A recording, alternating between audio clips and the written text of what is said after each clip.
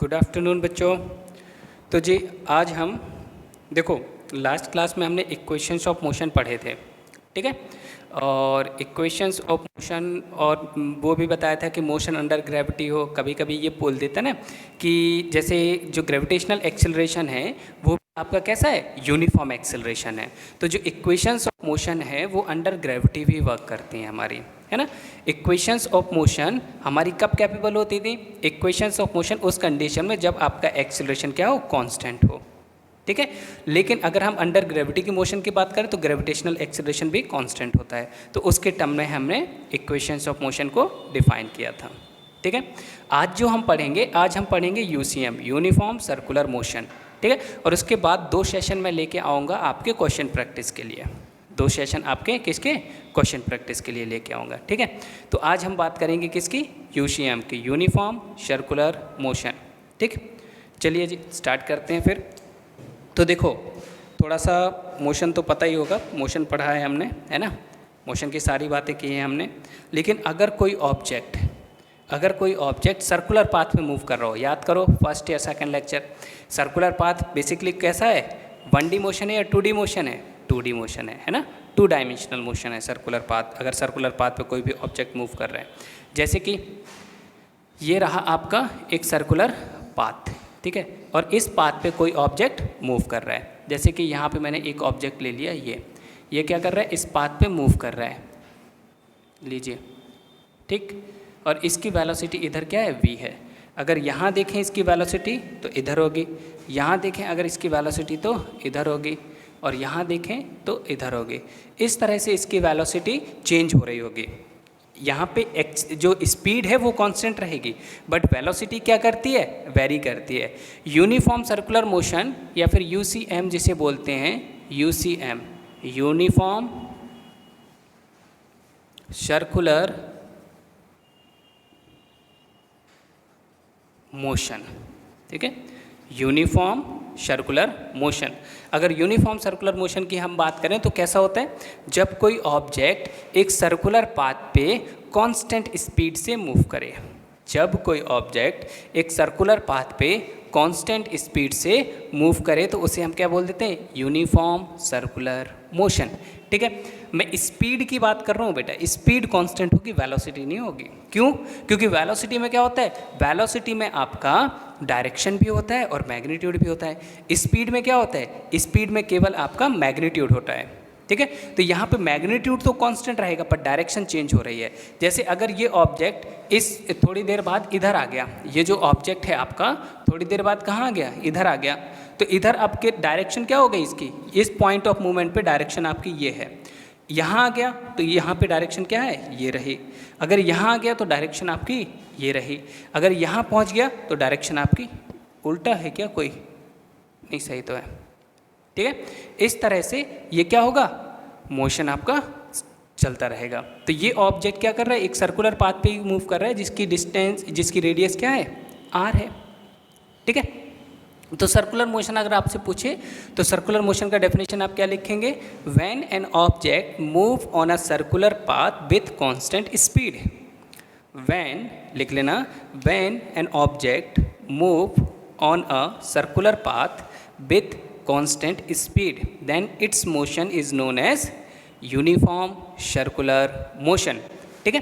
तो वो हमारा यूनिफॉर्म सर्कुलर मोशन होगा, ठीक है। अब यहाँ पे 2-3 टर्म हैं जिनकी हम बात करेंगे। हम बात करते हैं फ्रीक्वेंसी की, है ना, हम बात कर सकते हैं टाइम पीरियड की, हम बात कर सकते हैं इसका एंगुलर वेलोसिटी की, हम इसकी वेलोसिटी की भी बात करेंगे, ठीक है। जैसे कि मान लिया मैंने ये ऑब्जेक्ट जो है आपका v वेलोसिटी से मूव कर रहा है, वो सॉरी v स्पीड से।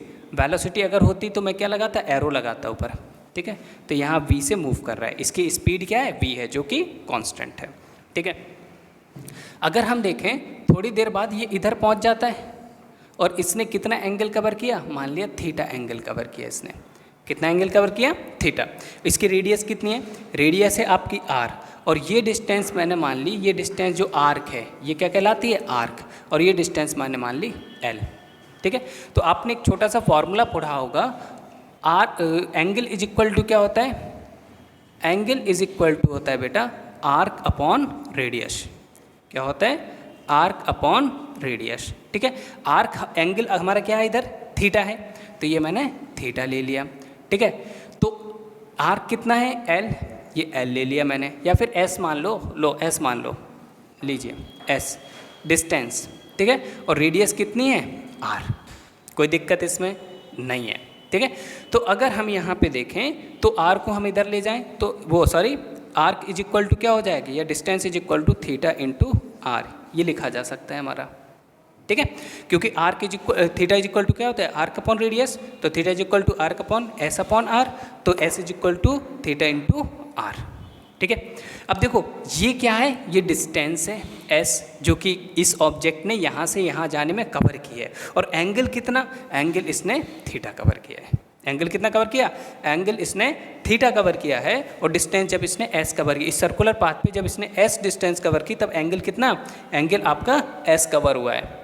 ठीक है बेटा, तो अगर हम यहाँ दोनों साइड टाइम से डिवाइड कर दें, ध्यान देना थोड़ा सा, अगर हम एंगल का यूनिट तो आपको पता होगा रेडियन होता है ना, एंगल को हम किस में मेज़र करते हैं, लिख लेना ये, एंगल को हम डिग्री और रेडियन दोनों में ही मेज़र करते हैं, डिग्री और रेडियन इन दोनों में ही मेज़र करते हैं। ठीक है, तो यहाँ अगर हम देखो, यहाँ पे अगर हम बेटा किससे, टी से डिवाइड कर दें दोनों साइड, टी से यहाँ डिवाइड कर दिया, थीटा अपॉन टी से यहाँ डिवाइड कर दिया, आर एस इट इज रह गया। ठीक है, अब ये डिस्टेंस अपॉन टाइम क्या होता है, वेलोसिटी। भाई यहाँ से यहाँ जाने में से कितना टाइम लगा, टी, डिस्टेंस कितनी कवर की, एस, तो यहाँ पे आपका ये हो जाएगा velocity, V is equal to क्या होता है, डिस्टेंस अपॉन टाइम। ठीक है, जैसे अब थोड़ी सी बात समझने वाली है, जिस तरह rate of change of displacement, कि भाई डिस्प्लेसमेंट अगर हम देखें कि यूनिट टाइम में कवर्ड जो डिस्टेंस होती है वो आपकी क्या कहलाती है, स्पीड, या फिर यूनिट टाइम में कवर्ड जो डिस्प्लेसमेंट होता है वो आपका कहलाता है वेलोसिटी। ऐसे ही अगर हम देखें, ये भी तो डिस्प्लेसमेंट है, लेकिन ये कैसा है, एंगुलर डिस्प्लेसमेंट है। जैसे ये ऑब्जेक्ट यहाँ से यहाँ पहुँचा, तो इसने डिस्टेंस तो एस कवर की, लेकिन एंगल कितना कवर किया, थीटा कवर किया। ठीक है, जिस तरह से हम यहाँ पर यूनिट टाइम में जो कवर डिस्टेंस होती है वो स्पीड होती है, ऐसे ही पर यूनिट टाइम में कवर्ड जो एंगल होगा वो आपका क्या होगा, एंगुलर स्पीड, वो आपका क्या कहलाएगी, एंगुलर स्पीड। तो यहाँ पे अगर हम देखें, यहाँ पे अगर हम देखें तो omega is equal to, omega आपकी क्या है, ये ओमेगा बोलते हैं, इसे हम क्या बोलते हैं, ओमेगा, इसे छोटा और मोटा डब्लू है, ये ऐसे छोटा और मोटा डब्लू, इसे हम बोलते हैं ओमेगा, और ये इज इक्वल टू क्या होता है, थीटा बाई टी। तो v इज इक्वल टू यहाँ पे हम क्या लिख सकते हैं, ओमेगा इंटू आर। ठीक है बेटा, ये आपका क्या है, ओमेगा इज इक्वल टू, मैं लिख देता हूँ एंगुलर स्पीड, v क्या है, v आपका स्पीड है। ठीक है, r क्या है, r आपका रेडियस है। तो हमें इस तरह से एक रिलेशन मिल जाता है, वेलोसिटी में वो स्पीड में, एंगुलर स्पीड या वेलोसिटी में, और आर, एंगुलर स्पीड और एंगुलर वेलोसिटी भी बोल देते हैं, कोई इशू नहीं है ज़्यादा। ठीक है, अभी आपके लिए तो यहाँ पे अगर हम देखें तो speed is equal to angular speed into radius, कभी कभी क्या होता है इस पर पूछ लिया जाता है थोड़ा बहुत। ठीक है, तो अगर हम यहाँ पे देखें वेलोसिटी तो क्या होता है, मीटर पर सेकेंड, तो ओमेगा इज इक्वल टू, अगर हमें इसका यूनिट चाहिए तो ये थीटा अपॉन टी है, मतलब यहाँ पे रेडियन अपॉन, हम क्या लिख सकते हैं, रेडियन अपॉन सेकेंड, या फिर हम क्या लिख सकते हैं, डिग्री अपॉन सेकेंड, डिग्री पर सेकेंड या रेडियन पर सेकेंड इसकी यूनिट होती है। ओमेगा की जो यूनिट होगी ये क्या होगी, डिग्री पर सेकेंड या फिर रेडियन पर सेकेंड। ठीक है, तो इस तरह से अगर हम देखें तो हमें क्या, एक फॉर्मूला आपका मिल जाता है, v is equal to omega r. ठीक, तो ये क्या है, ओमेगा क्या है, एंगुलर स्पीड, और v क्या है, स्पीड, जिस स्पीड से पार्टिकल मूव कर रहा है ना, और r क्या है, रेडियस। तो v is equal to omega r, आपको एक फॉर्मूला मिल जाता है, एक रिलेशन मिल जाता है। ठीक है, जो कि आपका यूज़ होगा। लिख लो ये जल्दी से सारी चीज़ें पॉज करके।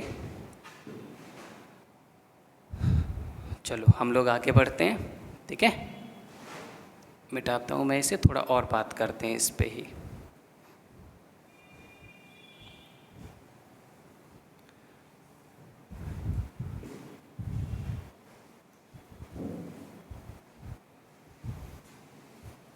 थोड़ा और बात करते हैं। देखो मैं फिर से बनाता हूँ, ये भैया ड्रॉ कर दिया अपने एक सर्किल, ठीक है, बढ़िया बन रहा है सर्किल, गोल गोल है ना। देखो यहाँ पे अगर आप थे, ठीक है, अगर इसकी स्पीड कांस्टेंट है, ये स्पीड क्या है, कांस्टेंट है, ठीक है, स्पीड क्या है आपकी, कांस्टेंट है, और ये पोजीशन 1 मान लो और कुछ देर बाद ये पोजीशन 2 मान लो, P2 मान लो। ये एंगल कितना, थीटा, रेडियस कितनी, r, ये आपकी आर्क हो गई, ठीक है। तो यहाँ पे अगर हम देखें तो यहाँ पे हम टाइम पीरियड भी तो निकाल सकते हैं भाई। स्पीड कांस्टेंट है, स्पीड इसकी क्या है, कांस्टेंट है, ठीक है। स्पीड कांस्टेंट है तो एक पूरा सर्किल एक स्पेसिफिक टाइम में ही तो कवर करेगा। जैसे अर्थ सन के अराउंड घूम रही है तो एक पूरा राउंड सन के अराउंड घूमने में कितना टाइम लगता है, 365 डेज एंड 6 आवर, है ना, 365 दिन और 6 घंटे लगते हैं। 6 घंटे, जब भी तो 4 साल में 6 घंटे मिलके 24 आवर बना लेते हैं, इसलिए तो 24 आवर मतलब एक दिन, और एक दिन आपका 29 फरवरी हो जाता है ना, 29 फरवरी, वरना तो 28 ही होते हैं, 4 साल में एक बार होता है ना, क्योंकि 4 साल में वो 6 घंटे मिलके एक दिन बना लेते हैं। चलिए जी अपनी काम की बात पे आते हैं वापस। तो यहाँ पे क्या हो रहा है, यहाँ पे ऐसे ये ऑब्जेक्ट भी एक स्पेसिफिक टाइम में ही, एक स्पेसिफिक टाइम में ही क्या करेगा, अपने इसके कंप्लीट करेगा अपने सर्किल को, ठीक है। तो टाइम पीरियड क्या है, when the time in which an object complete its one motion. जब भी कोई ऑब्जेक्ट अपना एक मोशन कंप्लीट करता है जितने टाइम में, वही आपका क्या कहलाता है, टाइम पीरियड। फ्रीक्वेंसी क्या है, number of motion in unit time, एक सेकंड में कितने नंबर ऑफ मोशन हो रहे हैं या फिर कितनी बार ये ऐसे घूम जा रहा है। जैसे इलेक्ट्रॉन के लिए देखें तो इलेक्ट्रॉन तो बहुत जल्दी जल्दी घूमता है ना, अर्थ थोड़ी इतने ज़्यादा टाइम ले, है ना। साइकिल का पहिया एक सेकंड में, फ़ैन की ब्लेड एक सेकंड में कितनी बार लिखा होता है ना, फ़ैन पे अगर आप देखो तो उस पर लिखा होता है ना, राउंड पर मिनट, कि 1 मिनट में इतने राउंड, तो वो उसकी फ्रिक्वेंसी हो गई, है ना। और अगर हमें अगर उसकी फ्रिक्वेंसी गिवन है और टाइम पीरियड निकालना है तो हम क्या करेंगे भाई, उसमें लिखा होगा जैसे 50 RPM लिखा है, 50 RPM, RPM का मतलब होता है बेटा राउंड पर मिनट, ठीक है। तो 1 मिनट में कितने राउंड, 50, ठीक है। तो 50 राउंड आपके कितने मिनट में हैं, 1 मिनट में। 50 राउंड हैं आपके कितने मिनट में, 1 मिनट में, ठीक है। तो एक राउंड कितने मिनट में होगा, 1 राउंड आपका कितने मिनट में होगा, 1/50 मिनट। तो ये क्या हो गया, टाइम पीरियड हो गया। ये जो टाइम आया ना 1/50 मिनट, ये क्या हो गया, ये टाइम पीरियड हो गया, ठीक है। ये क्या है, ये फ्रिक्वेंसी है, मतलब यूनिट टाइम में जो होते हैं नंबर ऑफ टर्न, वो फ्रिक्वेंसी कहलाती है ना। और एक राउंड एक मोशन या फिर एक राउंड कंप्लीट करने में जो टाइम लगता है उसे हम टाइम पीरियड कह देते हैं, ठीक है। आगे काम आएंगी ये चीज़ें आपको, इसलिए मैं बता रहा हूँ, ठीक है। क्वेश्चन भी कभी कभी पूछ लिए जाते हैं, अगर आप अलग अलग कॉम्पिटिटिव एग्जाम में बैठेंगे तो आपसे पूछे जाएंगे ये सारे क्वेश्चन, है ना, इसलिए पढ़ना तो है। तो यहाँ पे अगर हम देखें तो टाइम पीरियड की अगर हम बात करें, टाइम पीरियड की, तो टाइम पीरियड क्या होता है, time period the time in which particle complete its one motion, the time in which particle और object complete its one motion, ठीक है। तो यहाँ पे अगर इसकी रेडियस r है, अगर इसकी रेडियस r है और वेलोसिटी v है, तो टोटल कितना कवर करना है, 2πr, ठीक है। तो अगर हम देखें तो यहाँ पे कितना कवर करना है, अगर हम देखें सरकमफ्रेंस इसका कितना हो जाएगा, सरकमफ्रेंस इसका हो जाएगा 2πr, ठीक है। और वेलोसिटी क्या है, v। तो अगर हमें टाइम निकालना है तो टाइम इज इक्वल टू क्या हो जाएगा, 2πr/v वेलोसिटी, ठीक है। इस तरह से हमारा क्या आ जाएगा, टाइम पीरियड आ जाएगा। ओमेगा की टर्म में निकालना है वो भी हम निकाल सकते हैं बेटा, कैसे, देखो ओमेगा इज इक्वल टू क्या होता है, अभी हमने देखा था v इज इक्वल टू क्या था, v इज इक्वल टू था ओमेगा r, था नहीं थे? तो यहाँ पे अगर हम देखें तो v इज इक्वल टू क्या लिख सकते हैं, 2 pi r omega r, r से r कैंसिल, तो t is equal to 2 pi by omega. तो दोनों ही फॉर्मूले सही हैं, v के टर्म में भी, मतलब वेलोसिटी के टर्म में भी, और एंगुलर स्पीड, स्पीड के टर्म में और एंगुलर स्पीड दोनों के टर्म में। ये आपका टाइम पीरियड आ गया, ठीक है। फ्रीक्वेंसी पूछे तो फ्रीक्वेंसी क्या होता है, रेसिप्रोकल ऑफ टाइम पीरियड, ठीक है। तो देख लेते हैं, जल्दी से ये लिख लो आप लोग, आगे बढ़ते हैं हम, ठीक है। मिटाता हूँ मैं इसे, फ्रीक्वेंसी की बात कर लेते हैं थोड़ी सी।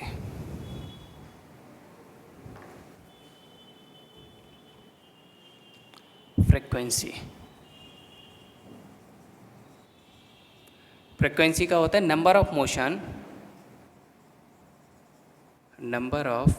मोशन इन यूनिट टाइम, मतलब एक सेकंड में कितने नंबर ऑफ टर्न हो रहे हैं, ठीक है। मिटा देते हैं इसे। तो फ्रीक्वेंसी आपकी क्या होती है, reciprocal of time period. f is equal to, f या n दोनों से डिनोट करते हैं, तो f इज इक्वल टू क्या होता है, 1/t, ठीक है। तो यहाँ पे 1/t, तो ये अगर v के टर्म में लिखना है तो क्या हो जाएगा, v बाई 2πr, ठीक है। तो हमारी क्या आ जाएगी, फ्रीक्वेंसी आ जाएगी, क्लियर। और अगर हमें ओमेगा के टर्म में लिखना है तो इसे भी उल्टा कर दो, तो क्या आ जाएगा, ओमेगा बाई 2π, ठीक है। तो इस तरह से हम फ्रीक्वेंसी भी निकाल सकते हैं आपकी। जब कोई बढ़िया बुक उठाओगे तो इससे रिलेटेड आपको क्वेश्चन मिलेंगे, ठीक है ना। चलिए जी, तो इस तरह से हमारी फ्रीक्वेंसी भी हो गई, यूनिफॉर्म सर्कुलर मोशन भी हो गया, ठीक। बाकी आपके जो अगला सेशन आएगा वो उसमें हम क्वेश्चन करेंगे इक्वेशंस ऑफ मोशन से रिलेटेड और इससे भी रिलेटेड, ठीक है। चलो जी, बाकी पढ़ते रहो। थ्योरी वाला पोर्शन तो ऑलमोस्ट हो गया है आपका, बाकी थोड़ा बहुत जो बचा होगा वो भी आपको करा दिया जाएगा, है ना। पढ़ते लिखते रहो, मिलते हैं नेक्स्ट क्लास में, तब तक के लिए बाय बाय, टेक केयर।